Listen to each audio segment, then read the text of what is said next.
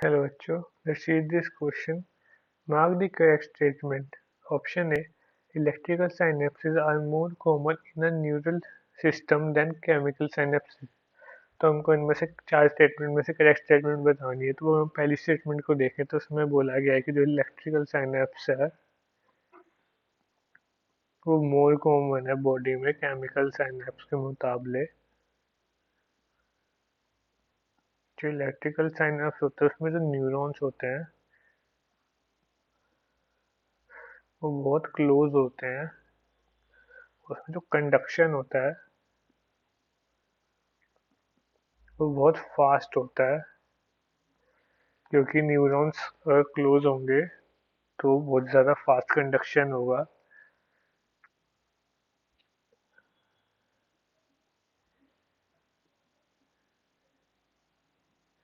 जैसे कि एक ये न्यूरॉन है तो उसके बिल्कुल टच करके ही दूसरा न्यूरॉन होगा। ऐसे होंगे इलेक्ट्रिकल साइनैप्स। लेकिन जो केमिकल साइनैप्स होते हैं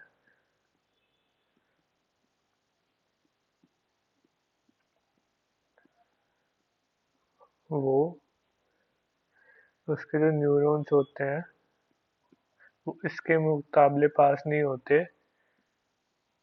ओपन टाइप स्ट्रक्चर होता है, वो थोड़े दूर दूर होते हैं।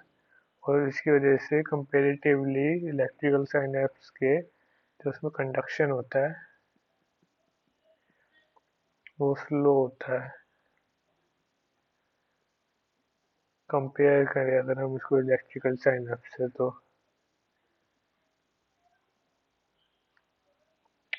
क्योंकि जो इसके न्यूरॉन्स होते हैं, लेट्स सपोज ये न्यूरॉन है तो वो थोड़े दूर दूर प्रेजेंट होते हैं। और जो ये स्पेस होती है इसको हम साइनेप्टिक क्लेफ्ट बोलते हैं।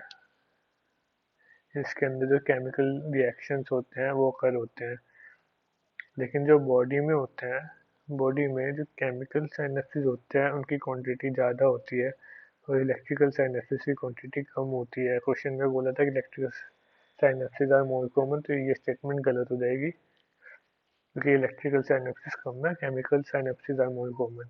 सेकेंड स्टेटमेंट पर है कि new potential in post synaptic neuron में बी इधर एक्साइटरी और इनहिबिटरी। तो जो पोस्ट सिनेप्टिक न्यूरॉन है, जैसे कि इधर से एक इम्पल्स आया तो यहाँ पे जो न्यूरॉन इस एक्सोन से पास होगा इम्पल्स, जो न्यूरॉन उस इम्पल्स को कलेक्ट कलेक्ट करेगा उसको कहेंगे हम post synaptic. Post synaptic neuron कहेंगे हम उसको। जो ये है वो प्री साइनेप्टिक है, जो उससे पहले है वो प्री साइनेप्टिक है। तो जो पोस्ट साइनेप्टिक के ऊपर इम्पल्स आएगी वो दोनों टाइप की हो सकती है। जो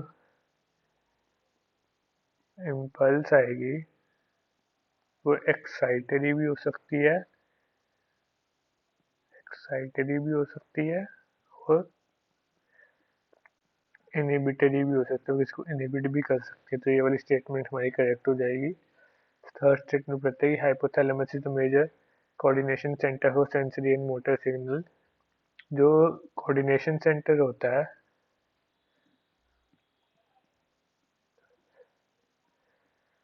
जिसको हम रिले सेंटर भी बोलते हैं, वो कंट्रोल करता है सेंसरी और मोटर सिग्नल के बीच में होता है। सेंसरी, फिर रिले और फिर मोटर। सेंसरी और मोटर के बीच में होता है ये, वो थैलेमस में होता है ना कि हाइपोथैलेमस में। तो इस थर्ड स्टेटमेंट भी इनकरेक्ट हो जाएगी। हाइपोथैलेमस की जगह थैलेमस होना चाहिए था। तो फोर्थ है the tract of nerve fibre connecting to cerebral hemisphere are called corpora bigemina. ये स्टेटमेंट भी इनकरेक्ट है क्योंकि जो ट्रैक्ट ऑफ फाइबर होता है, जो नर्व फाइबर का ट्रैक्ट होता है जो दो हेमिस्फीयर को साथ में कनेक्ट करता है, उसको हम बोलते हैं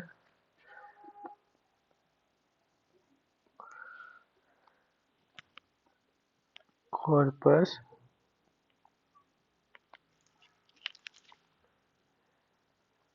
कैलोसम।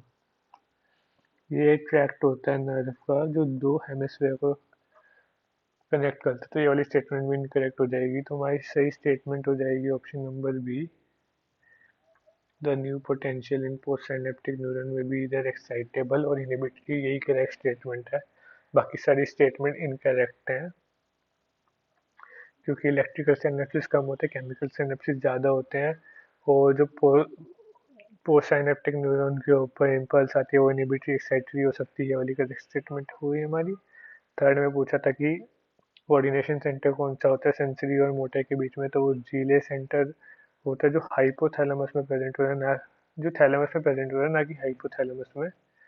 तो थर्ड स्टेटमेंट भी इनकरेक्ट हो गई। फोर्थ में लिखा था कि ट्रैक्ट होता है तो दो हेमिस्फीयर को कनेक्ट करता है सेरिब्रल, उसको कॉर्पोरा बेजिमिना कहते हैं, लेकिन वो गलत है, उसको कहते हैं कॉर्पोरा कैलोसम।